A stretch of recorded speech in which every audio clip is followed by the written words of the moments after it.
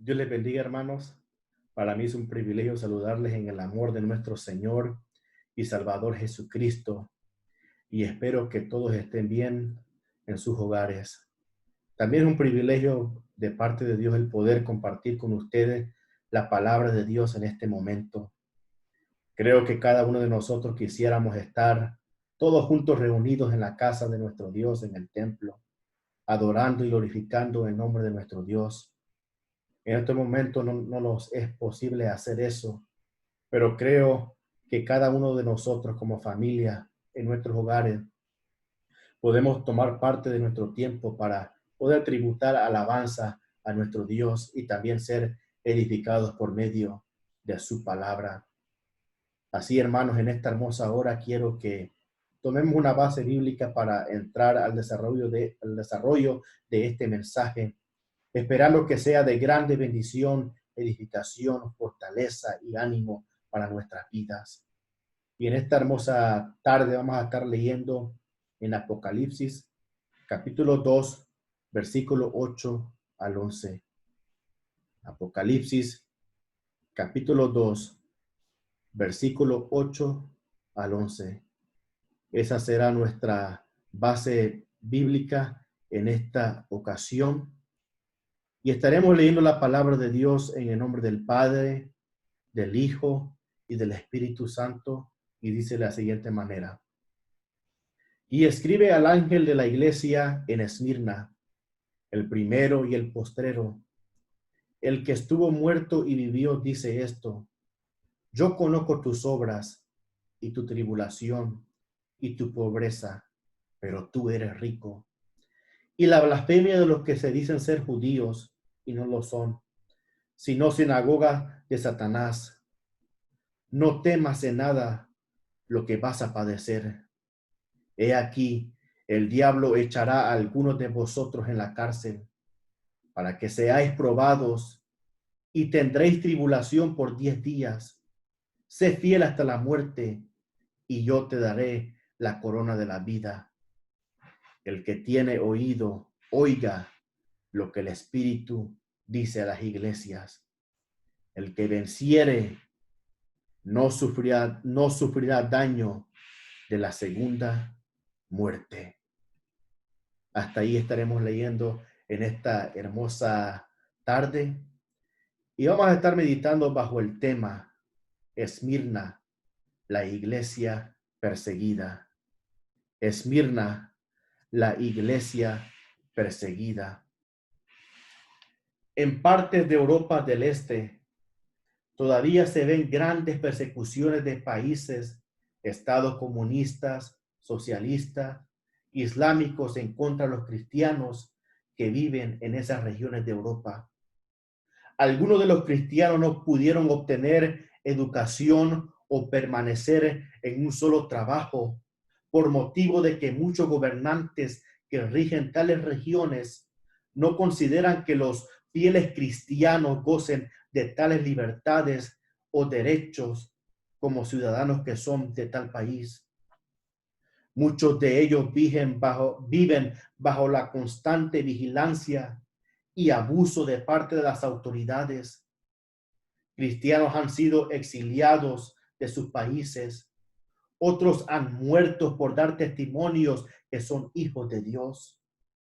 La mayoría de congregaciones en esos sectores son forzadas a tomar ciertas estrategias para reunirse en secreto, para celebrar sus servicios, teniendo en mente que ser descubierto significaría prisión, tortura y hasta la muerte.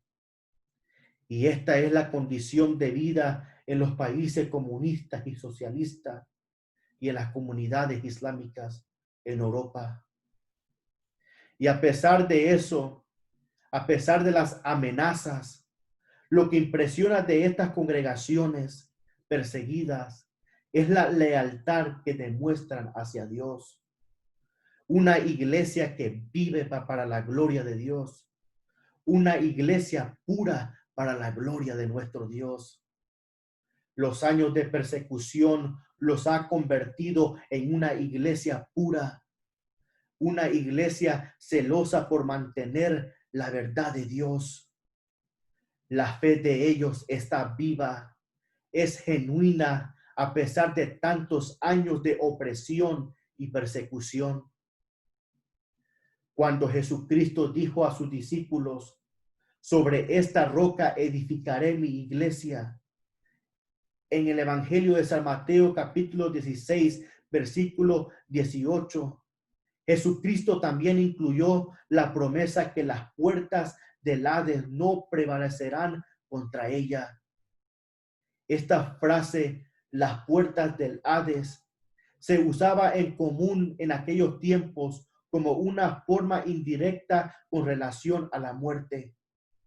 Y lo que Jesús quiso decir con esto era que Satanás iba a atacar a la iglesia con fuerza mortal, tratando de destruirla. Y como la historia de la iglesia lo revela en el desarrollo de su historia, Satanás continuamente ataca a la iglesia con el intento de acabar con ella. El sistema de este mundo caído odia a Dios. El sistema caído de este mundo odia su palabra y odia su iglesia verdadera. Y como resultado de esto, los verdaderos creyentes deberían, o mejor decirlo, debemos esperar a enfrentar persecución. Debemos esperar a enfrentar persecuciones. En 2 Timoteo capítulo 3, versículo 12, Pablo le comunica a su hijo en la fe, Timoteo, y le dice, y también todos los que quieren vivir piadosamente en Cristo Jesús padecerán persecución. Pedro también dijo a sus lectores, amados, no os sorprendáis del fuego de prueba que os ha sobrevenido, como si alguna cosa extraña os aconteciese. Esto lo encontramos en Primera de Pedro capítulo 4, versículo 12. El sufrimiento no es algo fuera de lo ordinario para un creyente. No es algo que sucede sin propósito. El apóstol Pedro dice en cuanto al propósito del sufrimiento, mas el Dios de toda gracia, que nos llamó a su gloria eterna en Jesucristo, después que hayáis padecido un poco de tiempo, él mismo os perfeccione, afirme, fortalezca y establezca. A él sea la gloria y el imperio por los siglos de los siglos. Amén. Esto lo encontramos en Primera de Pedro capítulo 5, versículos 10 y 11. Y esta es la consolación para los creyentes, todos aquellos que estamos en Cristo Jesús, de que no sufrimos en vano en este mundo. Santiago nos dice que saludemos las pruebas y sufrimiento con gozo. Hermanos míos, dice Santiago, tened por sumo gozo cuando os halléis en diversas pruebas, sabiendo que la prueba de vuestra fe produce paciencia. Esto lo encontramos en Santiago capítulo 1, versículos 2 y 3. El Señor siempre está purificándonos y tenemos que considerar eso porque los hipócritas, los charlatanes, no se pueden sostener firme en medio de la persecución. Ellos corren. Los herejes, los falsos cristianos, no duran mucho tiempo cuando la iglesia está bajo ataque y está bajo fuego. La persecución purifica las congregaciones que tienen falsos maestros, que promueven un falso evangelio y tienen falsos cristianos congregándose en sus congregaciones. Si la iglesia en estos tiempos estuviera en la cúspide de una persecución, fuera algo beneficioso. Y eso es una gran realidad, que fuera algo beneficioso para la iglesia de hoy. ¿Por qué? Porque perfecciona y confirma nuestra fe genuina. Fortalece nuestro compromiso con Dios y establece su iglesia firme en un mundo que está en contra de ella. La persecución no destruye la iglesia, la hace más fuerte. Y Pablo afirma esto a la iglesia de los Corintios cuando describe la realidad de su propia experiencia de sufrimiento. Y dice el apóstol, y me ha dicho, bástate mi gracia, porque mi poder se perfecciona en la debilidad. Por tanto, de buena gana me gloriaré más bien en mis debilidades, para que repose sobre mí el poder de Cristo. Por lo cual, por amor a Cristo, me gozo en las debilidades, en afrentas, en necesidades, en persecuciones, en angustias, porque cuando soy débil, entonces soy fuerte. Este pasaje lo encontramos en la segunda carta del apóstol Pablo a la iglesia de los Corintios, capítulo 12, versículos 9 y 10. Y este era el caso de la iglesia de Esmirna. Los creyentes de Esmirna fueron purificados por medio de la persecución. Esmirna, una ciudad que pertenece a Asia Menor, localizada en la costa del mar Egeo, casi 40 millas al norte de Éfeso. Los historiadores cuentan que Esmirna era la ciudad más hermosa en Asia Menor. Esmirna corría de una colina donde se encontraban varios templos en honor a los dioses que ellos adoraban. Uno de ellos, Zeus, Apolos y Cibeles y muchos más.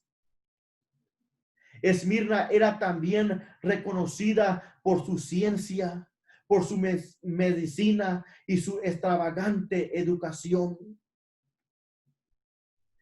Esmirna todavía prospera como una ciudad en la actualidad. En estos tiempos es reconocida como Izmir, que significa Esmirna, y es una de las ciudades más grandes del país de Turquía. En Esmir o Esmirna, todavía hay cristianos fieles que sufren persecución en las manos de los musulmanes. Porque como dije en el principio, tanto como en Turquía y muchos países del este de Europa que son gobernados por la religión del Islam, todavía los cristianos ahí sufren muchas persecuciones por proclamar el mensaje de nuestro Señor y Salvador Jesucristo. Ahora, no se sabe tanto en cuanto la iglesia de Esmirna, no se sabe mucho de ella.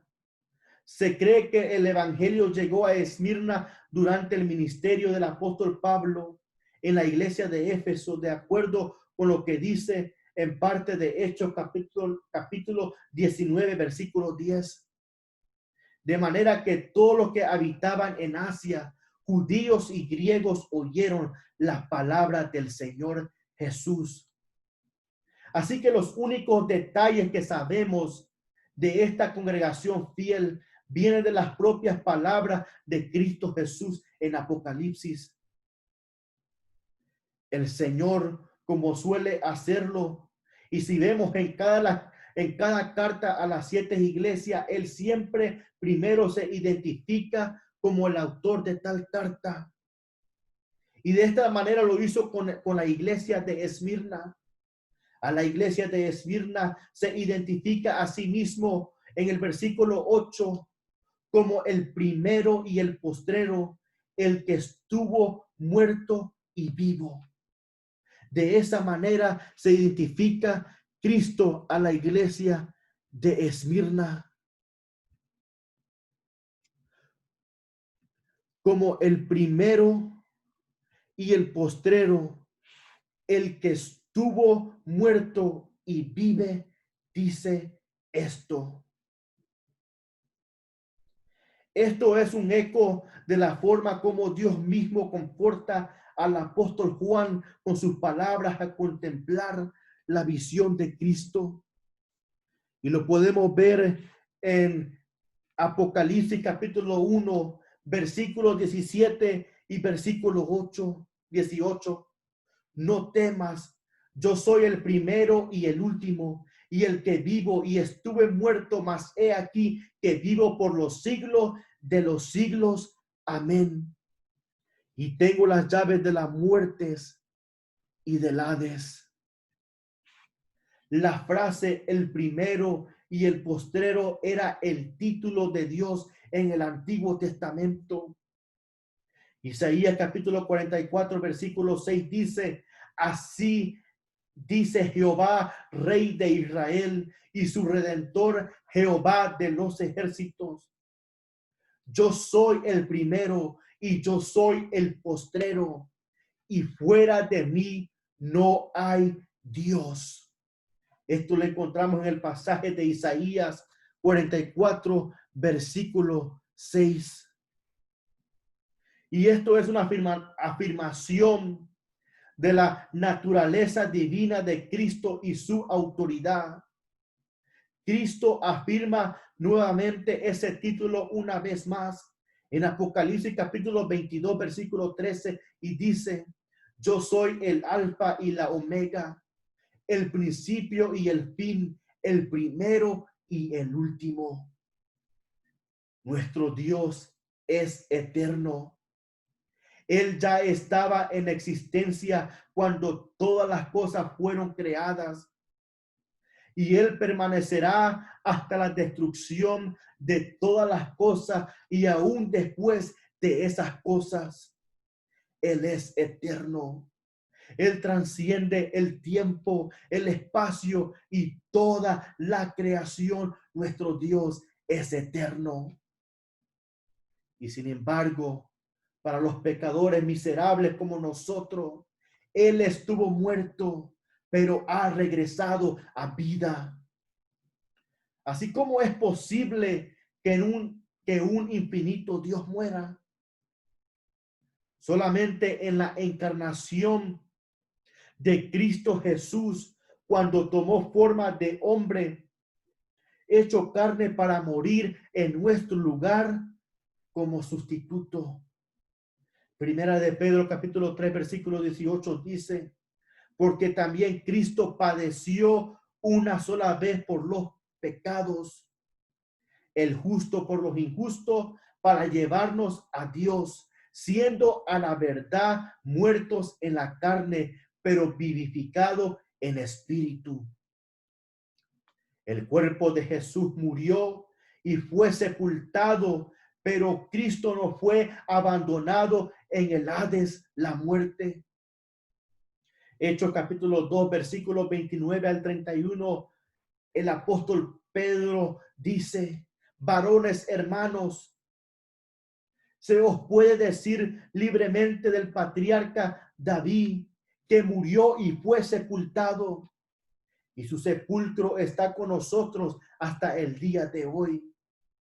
Pero siendo profeta y sabiendo que con juramento Dios le había jurado que de su descendencia, en cuanto a la carne, levantaría al Cristo para que se sentase en su trono.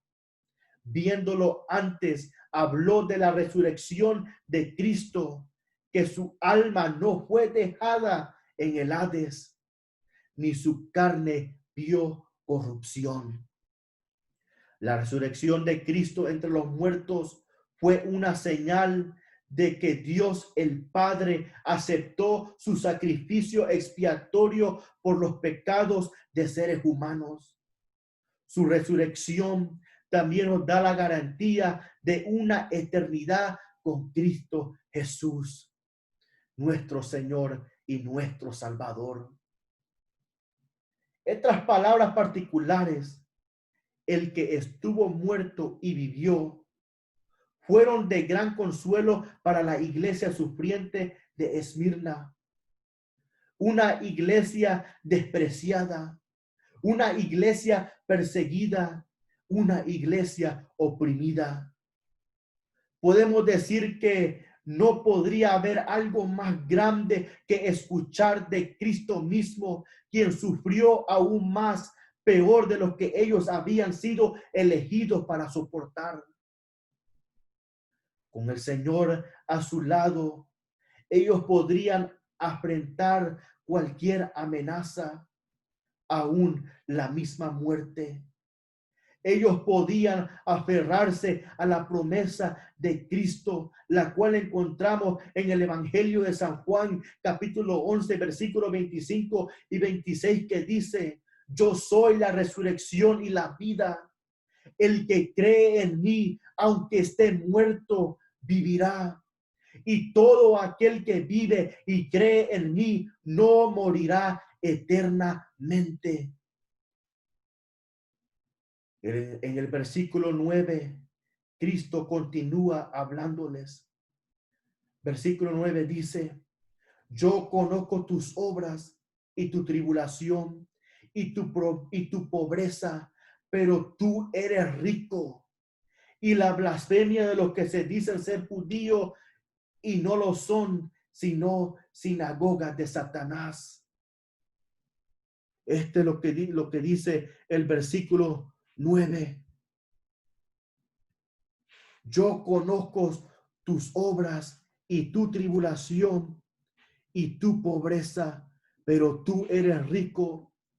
Y la blasfemia de los que se dicen ser judíos y no lo son, sino sinagogas de Satanás. Esmirna era un lugar difícil para ser cristiano. Para empezar, la ciudad estaba bien inclinada a la adoración al César y las celebraciones paganas de los romanos también. Incluso se dice que ellos adoraban a la misma Roma. La dea Roma era una diosa que personificaba la ciudad. Y durante el gobierno del emperador Domiciano, los sacrificios al César eran mandatorios. Rehusar hacer esto era una ofensa capital. Sin embargo, no decir las palabras César es el Señor cuando era asignado a decirlas podría hasta costarle la vida al creyente o a tal persona que no decía César es el Señor. Mientras los cristianos sí podían someterse a la autoridad civil de Roma, que era muy importante para ellos, y esto lo podemos ver de acuerdo a Romanos capítulo 13, versículo 1 al 7. Pero más sin embargo, ellos no podrían participar en los sacrificios o fiestas paganas de los romanos. En adición, la ciudad de Esmirna estaba llena de tanto paganismo. Ellos constantemente adoraban a todos los dioses en los templos, en los festivales y en los rituales de toda clase que dominaba la vida social de Esmirna. Y por supuesto, los cristianos en Esmirna evitaban todo esto. Ellos estaban fuera de sincronía, out of sync, con la cultura en ese sentido. Además, ellos adoraban a un Dios invisible, una idea completamente controversial en el mundo antiguo. Ahora, agregando a su tribulación, agregando a su persecución, estaban también en pobreza. Eran pobres. Los creyentes de Esmirna no solamente eran pobres. En este contexto, la palabra pobreza en el griego significa y quiere decir que no tenían absolutamente nada. Y esto es exactamente lo que aquí nos está comunicando este texto, que los hermanos de Esmirna no tenían absolutamente nada. No tenían los recursos necesarios, lo básico para poder sobrevivir. No tenían ninguna manera para mejorar su condición. Es posible que la mayoría de los cristianos de Esmirna eran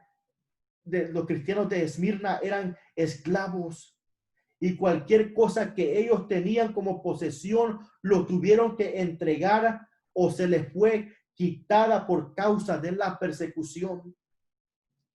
Ellos eran destituidos de la sociedad de Esmirna, apenas sobreviviendo con aquellas pocas cosas que podían encontrar juntos como comunidad cristiana. Sin embargo, Cristo en su carta hacia ellos, en el versículo 9, incluye una nota en paréntesis. Yo conozco tus obras y tu tribulación y tu pobreza. Y luego en paréntesis les dice, pero tú eres rico. Pero tú eres rico. En contraste, podemos ver que Cristo condena a la iglesia de la Odisea con estas palabras que se encuentran en Apocalipsis capítulo 3, versículo 17. Porque tú dices, yo soy rico y me he enriquecido y de ninguna cosa tengo necesidad. Y no sabes que tú eres un desventurado, miserable, pobre, ciego y desnudo. La iglesia de la Odisea probablemente tenía todo en cuanto a lo material, tenían todo en cuanto a la riqueza, gloria, pero en las cosas que más importaban, en las cosas más importantes, lo que es lealtad, pureza, santidad, perseverancia y en el amor hacia Dios, no lo tenían. No tenían estas cosas. Estaban espiritualmente pobres, bancarrota. Al otro lado, los cristianos de Esmirna no tenían absolutamente nada, no tenían posesiones, no tenían riqueza, no tenían gloria, pero eran ricos espiritualmente en lealtad, pureza, santidad, perseveraban y sobre todo amaban a Dios con todo su corazón, amaban a Dios con toda su fuerza, amaban a Dios con todo su ser. Ellos amaban a Dios. Pero también había otra afrenta de persecución para los cristianos de Esmirna. En el versículo 9, Cristo describe y dice, y la blasfemia de los que se dicen ser judíos y no lo son, sino sinagogas de Satanás. Y la blasfemia de los que se dicen ser judíos y no lo son, sino sinagogas de Satanás. La comunidad judía odiaba a los cristianos por el simple hecho de que aborrecían el evangelio de Cristo y a cualquiera que declaraba que Jesús era el Mesías esperado. Los líderes religiosos de Israel siempre buscaban la manera de silenciar a los apóstoles de predicar el evangelio de Jesucristo. Lucas notó mucho de estos acontecimientos en el libro de Hechos. Por ejemplo, en Hechos capítulo 4, los líderes religiosos de Israel amenazaron a los apóstoles de no hablar ni enseñar de Jesús. En el capítulo 5 podemos ver que encarcelaron a Pedro y a Juan públicamente por causa de celos. En el capítulo 13 podemos ver que los judíos se arrebataron en contra del apóstol Pablo y Bernabé. Contradecían sus palabras, sus enseñanzas y los sacaron fuera de la ciudad de Antioquía. Y podemos ver también en otra ocasión que apedrearon a Pablo y lo dejaron como muerto. Esa era la clase de persecución que los judíos de Esmirna estaban trayendo a la iglesia de Esmirna. Los judíos estaban con una desesperación de cortar el crecimiento de la iglesia de Dios. Y Cristo se refiere a ellos como sinagoga de Satanás. Y esto es un comentario espantoso en cuanto a la apostasía del judaísmo, especialmente lo que vemos en el Nuevo Testamento. La clase de servicio de labios, sacrificios que ofrecían al único verdadero Dios, no valían nada después de que ellos rechazaron, después de que ellos despreciaron a su Hijo unigénito, Cristo Jesús, como el Mesías. Su religión era todo lo contrario a la verdad de Dios. Cristo miraba su servicio de adoración. Cristo miraba su sacrificio a la misma altura, con el mismo desprecio que miraba a la adoración al César, al emperador y el paganismo que gobernaba la ciudad de Esmirna. Cristo miraba las sinagogas de los judíos con el mismo desprecio que miraba a los templos que dedicaron los habitantes de Esmirna a sus dioses paganos. Sinagoga de Satanás. La identificación de estos perseguidores que se dicen ser judíos y no lo son, no pretende decir que estaban simplemente disfrazados de judíos, sino es un eco de la aclaración que hizo el apóstol Pablo a los romanos.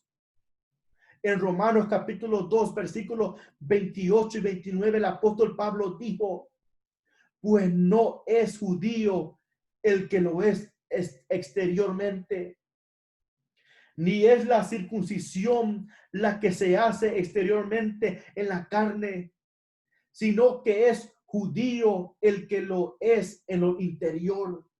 Y la circuncisión es la del corazón, en espíritu, no en letra, la alabanza del cual no viene de los hombres, sino de Dios. En otras palabras, de nacimiento sí son judíos, pero espiritualmente hablando son blasfemos, paganos y enemigos de Dios, tal como lo afirma Cristo en el versículo 9 de la base bíblica que tomamos. Ellos estaban apartados de Dios y no estaban en Cristo Jesús porque lo habían rechazado como el Mesías, como el Hijo de Dios que vino a este mundo para perdonar todos nuestros pecados. La carta a la iglesia de Esmirna no contiene ninguna clase de reprensión o condenación. Cristo no tenía nada más que reconocimiento y alabanza para esta iglesia perseguida. La fidelidad de esta iglesia se para firme como un brillante ejemplo para toda la iglesia a través de la historia. Sin embargo, la carta sí contiene una advertencia, no de juicio, sino de más persecución por venir. En el versículo 10, el Señor los alienta y les dice: no temas en nada, no temas en nada lo que vas a padecer. He aquí el diablo echará a algunos de vosotros en la cárcel para que seáis probados y tendréis tribulación por 10 días. Sé fiel hasta la muerte y yo te daré la corona de la vida. Qué palabras tan alentadoras. No temas en nada lo que vas a padecer. He aquí el diablo, vuestro adversario, vuestro enemigo, echará a algunos de vosotros en la cárcel para que seáis probados y tendréis tribulación por 10 días. Después les dice: sé fiel hasta la muerte y yo te daré la corona de la vida. Notemos en el versículo 10, notemos esto, cómo Cristo no promete de librarlos de la persecución, sino estar con ellos en todo este proceso difícil de opresión. No nos promete librarnos de esta persecución, pero sí promete estar con ellos en el transcurso de toda esta persecución. No hay ninguna clase de evidencia de qué periodo hasta qué periodo se cumplieron estas profecías. No las tenemos. No sabemos a quién el diablo inspiró para lanzarlos en prisiones. Pero lo que sí sabemos es que era un destino común para los creyentes de esa ciudad: el sufrimiento, la opresión. No hay ninguna registración de qué específicamente ocurrió durante los 10 días de persecución y prueba. Muchos sugieren que aquí Dios está hablando y comunicándose con la iglesia de Esmirna con un lenguaje figurativo, en lo cual ellos pudieran entender la severidad de estas persecuciones que venían. Lo que sí sabemos es que después de que esta carta fuese entregada a la iglesia de Esmirna, sufrió severa persecución. Durante este periodo, la iglesia obtuvo uno de sus más famosos mártires y héroes de la iglesia de Cristo. Y quisiera hacer en este momento un paréntesis para hablar de uno de estos personajes, de estos héroes que sufrieron por la causa de nuestro Señor y Salvador Jesucristo. Policarpo fue pastor de la iglesia de Esmirna. La tradición, la historia cuenta de que Policarpo fue ordenado, aprobado por el apóstol Juan para predicar el evangelio de nuestro Señor y Salvador Jesucristo. Se cree que Policarpo administró juntamente con el apóstol las congregaciones antes de ser exiliado a la isla de Pasmo. La historia del martirio de Policarpo ilustra de que la ciudad entera estaba en contra de la iglesia y ansiosa de acabar con ella. La historia cuenta que Policarpo murió durante un festival de juegos públicos organizados por los romanos con el propósito de ejecutar a sus criminales y a los cristianos. Se cuenta de que los judíos y los paganos se unieron y gritaban por la cabeza de Policarpo.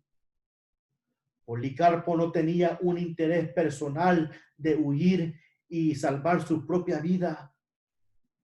Incluso había tenido un sueño en que miraba su cabeza debajo de su almohada quemándose.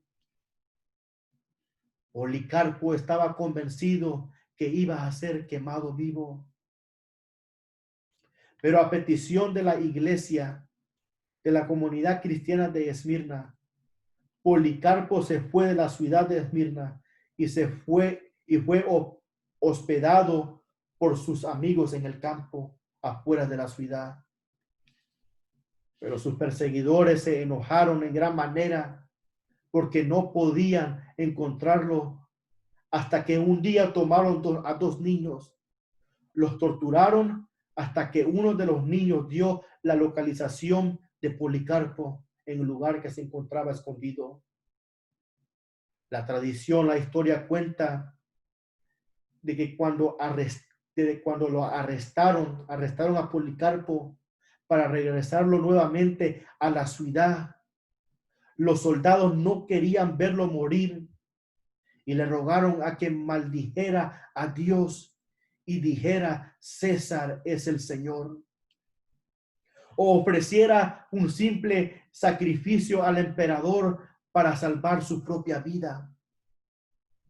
Policarpo, escuchando estas palabras, con sus convicciones fuertes en nuestro Señor y Salvador Jesucristo, respondió de esta manera: le he servido a Él 86 años y Él nunca me hizo daño. ¿Cómo entonces puedo blasfemar a mi Rey y a mi Salvador? Cuando llegó la noticia a la ciudad de Esmirna en cuanto a la captura de Policarpo, todos los habitantes de la ciudad se alegraron y se regocijaron. Estaban tan contentos y llenos de emoción que todos comenzaron a colectar restos de madera, leña para preparar la hoguera. Los judíos estaban tan contentos de que ellos llevaron más madera que todos los demás, violando el día de reposo en el proceso, como cuenta la historia. Policarpo no fue conmovido por las amenazas de la gente, sino retó a sus perseguidores y les dijo: aunque me amenazan con fuego que arderá por solo una hora y después de un poco tiempo se apagará, mas vosotros sois ignorantes del fuego, del juicio y del castigo eterno reservado para los impíos. Pero ¿por qué demoras más? Da a luz a lo que queréis. Estas fueron las palabras de Policarpo. Y la historia cuenta de que los soldados no lo clavaron en la estaca como era acostumbrado. Antes de que pudieran hacer eso, Policarpo les dijo: déjame como soy, porque el que me da fuerza para soportar el fuego, también me permitirá, sin que ustedes me aseguren con clavos, permanecer sin moverme. Se cuenta de que Policarpo se miraba tranquilo en medio de las llamas, que uno de los soldados tuvo que traspasar su espada a su cuerpo para acelerar su muerte. Esta era la vida de la iglesia de Esmirna. Esto era lo que ellos vivían diariamente: persecución, tortura, afrentamientos y muerte. Cada creyente tenía que vivir diariamente en las palabras del salmista David, que se encuentra en Salmos capítulo 56, versículo 11. En Dios he confiado, no temeré. ¿Qué puede hacerme el hombre? En Dios está nuestra confianza y no temeremos, porque Dios está con nosotros. La carta de Cristo dirigida a la iglesia de Esmirna cierra con un sentimiento similar y una promesa de bendición de venir hacia ellos. El versículo 10 cierra diciendo: sé fiel hasta la muerte y yo te daré la corona de la vida. Estos son simplemente palabras de ánimo de continuar haciendo las mismas cosas que ya habían estado haciendo fielmente y de permanecer firme ante la oposición que estaba en contra de ellos.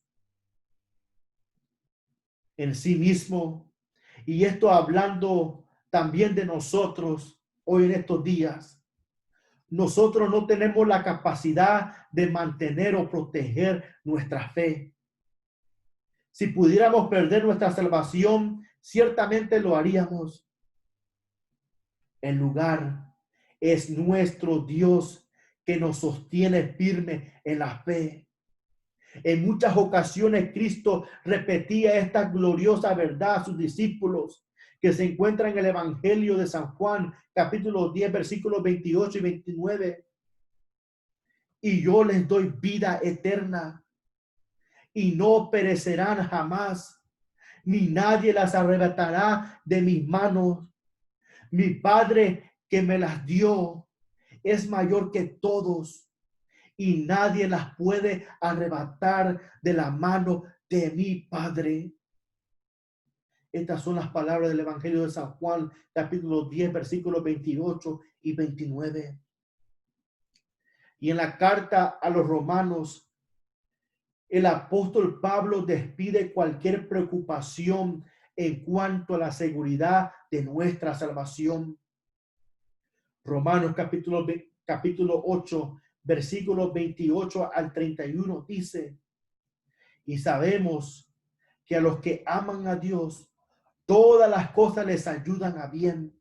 Esto es, a los que conforme a su propósito son llamados, porque a los que antes conoció, también los predestinó para que fuesen hechos conformes a la imagen de su Hijo, para que Él sea el primogénito entre muchos hermanos.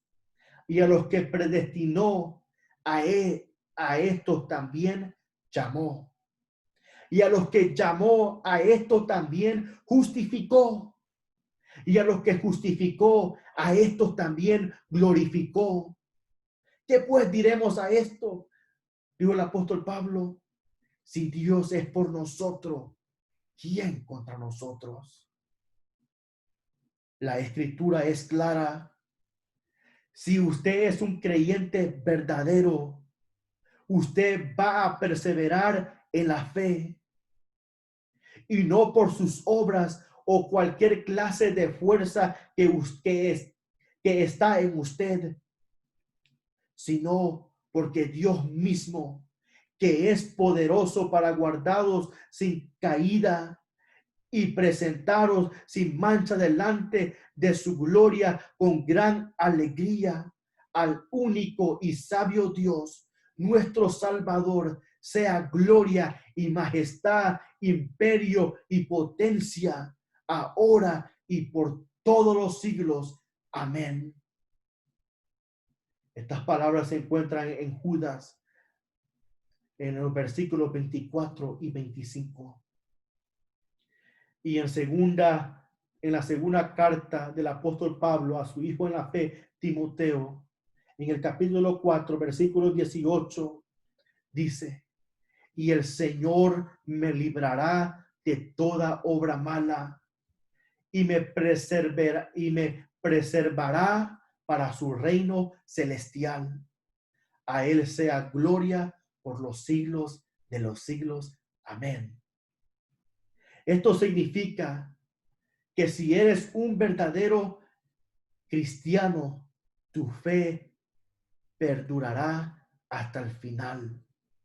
La verdadera fe es probada en el fuego de la persecución y sobrevive triunfantemente en Cristo Jesús.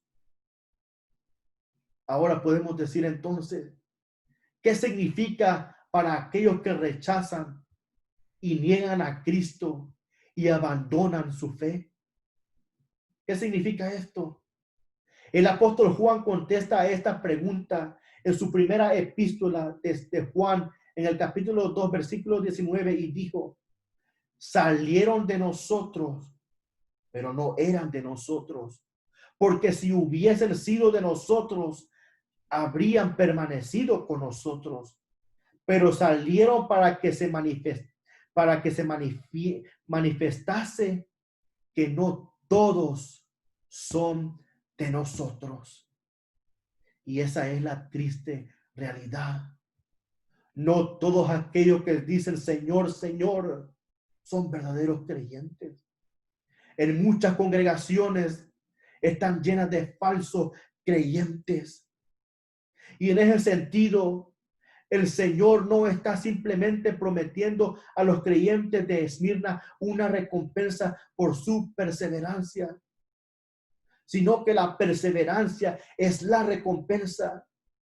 Y esto se hace visible por su fe genuina. Y aquí se determina en las congregaciones quiénes son los verdaderos cristianos y quiénes son los falsos cristianos. Y eso será la gente que no permanecerán con nosotros porque no eran de nosotros.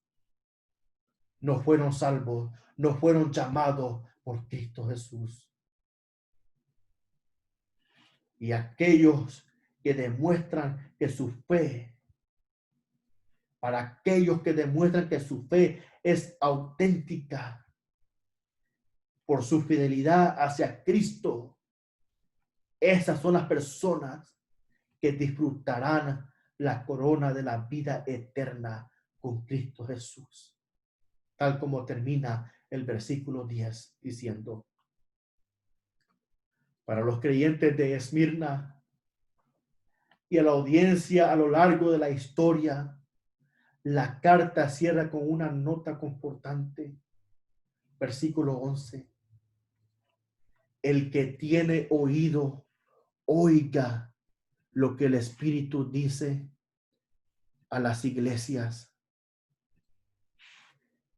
El que venciere no sufrirá daño de la segunda muerte. Qué palabras más alentadoras. El que tiene oído, oiga lo que el Espíritu dice a las iglesias. El que venciere no sufrirá daño de la segunda muerte.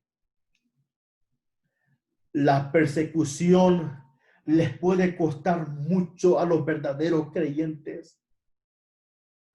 Puede dañar nuestro sustento. Pueden robar nuestras libertades de expresión, de proclamar el evangelio. Nos pueden robar nuestros hogares y nuestras posesiones. Pueden romper nuestras familias y destruir nuestras relaciones. Nos puede costar nuestra libertad y nuestra salud. En algunos casos nos costará hasta la misma vida. Y no hay garantía de que estemos a salvo de nada de esto en esta vida. Pero el Señor promete que sus vencedores, que sus escogidos, los creyentes, no enfrentarán la segunda muerte. Es posible que tengamos que soportar la muerte física, pero no hay una amenaza de esta muerte, pero no hay una amenaza de muerte espiritual para aquellos que conocen y aman al Señor. Primera de Juan capítulo 5 versículos 4 y 5 dice: porque todo lo que es nacido de Dios vence al mundo. Y esta es la victoria que ha vencido al mundo, nuestra fe. ¿Y quién es el que vence al mundo? Sino el que cree que Jesús es el Hijo de Dios. En Apocalipsis capítulo 20, versículo 12 al 14 dice, y se nos describe la muerte espiritual que nosotros fuimos librados. Y dice, y a los muertos grandes y pequeños de pies, y vi a los muertos grandes y pequeños de pie ante Dios. Y los libros fueron abiertos. Y otro libro fue abierto, el cual es el libro de la vida.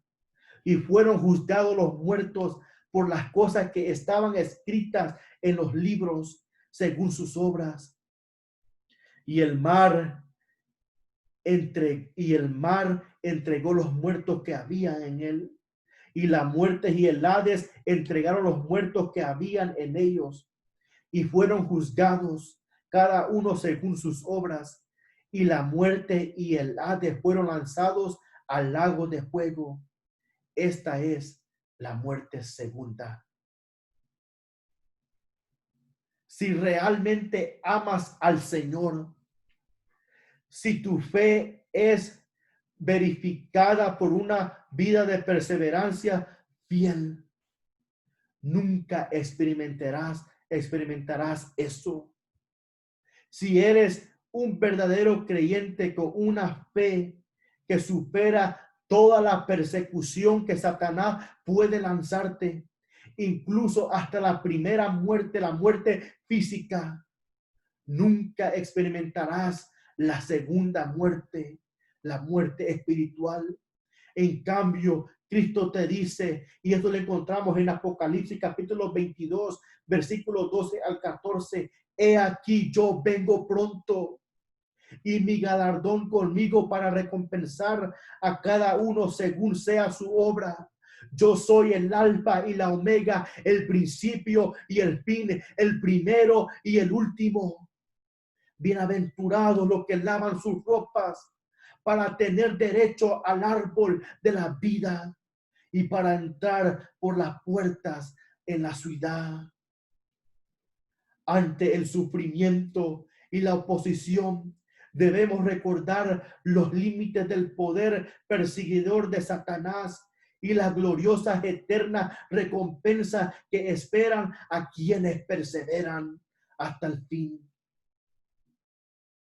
Para concluir, vale la pena señalar que Esmirna es la palabra griega que se usa, una palabra griega que se usa en la traducción del lenguaje hebreo al griego. En este caso, Esmirna es la palabra griega que se traduce al hebreo como la mirra. La mirra. Una fuerte fragancia utilizada por los judíos para enmascarar el olor de los cuerpos de los muertos, de las personas que habían fallecido.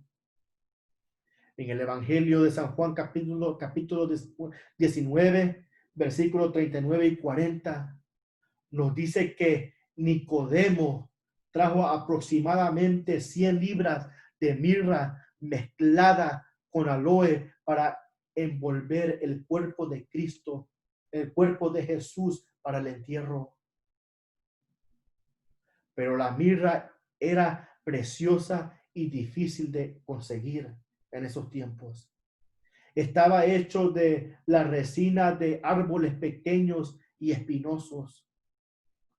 Solo cuando fue completamente aplastado, produciría su agradable fragancia.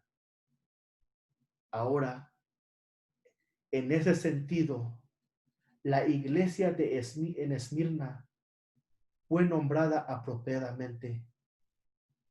Dios en su soberanía, permitió que Satanás aplastara a estos creyentes bajo una persecución constante. Y la carta de Cristo para ellos confirma el aroma celestial de su fidelidad.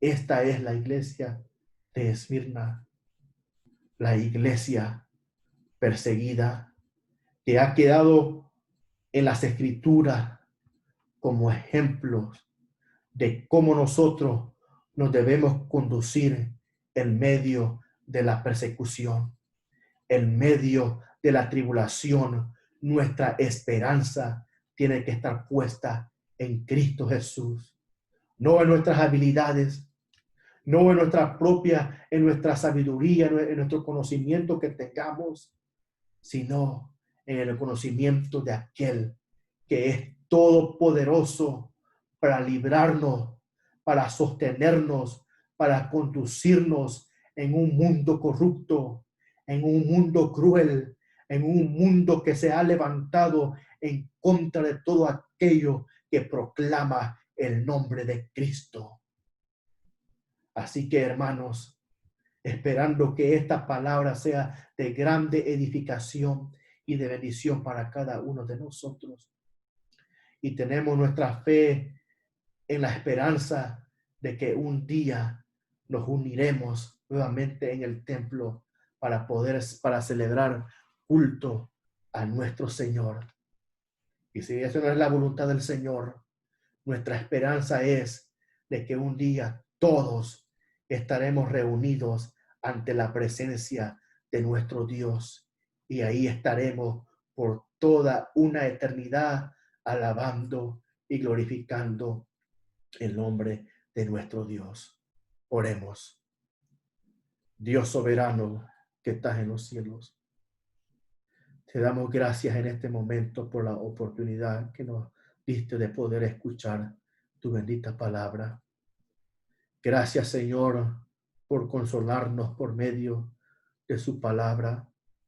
Sabemos que estamos viviendo momentos bastante difíciles, momentos donde la maldad ha incrementado, pero por medio de tu palabra hemos visto de cómo nosotros debemos de perseverar ante tales amenazas.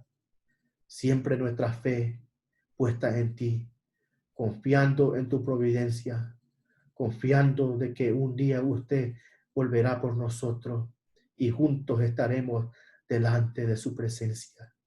Gracias te damos, Señor, por esta palabra que ha venido en esta hermosa hora. Bendice a todos los hermanos que están escuchando este mensaje. Gracias te damos, Señor, por la vida de cada uno de los hermanos y nuestras hermanas que estarán en sintonía de este mensaje, de esta transmisión. Señor, bendice a todos los hogares. Bendice a todas aquellas personas que están en estos momentos, Señor, pasando por tribulaciones, por todos aquellos que están enfermos. Señor, te pido, Señor, que sea tu mano poderosa con ellos, Señor, protegiéndolos, Señor, guiándolos y proveyendo todo lo necesario para poder seguir adelante. Muchas gracias te damos, Señor. Gracias te damos en el nombre poderoso de Cristo Jesús. Amén y amén. Estimados hermanos, para mí ha sido un privilegio de parte de Dios el poder compartir este mensaje con ustedes por medio de esta transmisión, esperando que el Señor Todopoderoso les continúe bendiciendo hoy y siempre. Dios les bendiga a todos y les amo en el amor de nuestro Señor y Salvador Jesucristo. Dios les bendiga.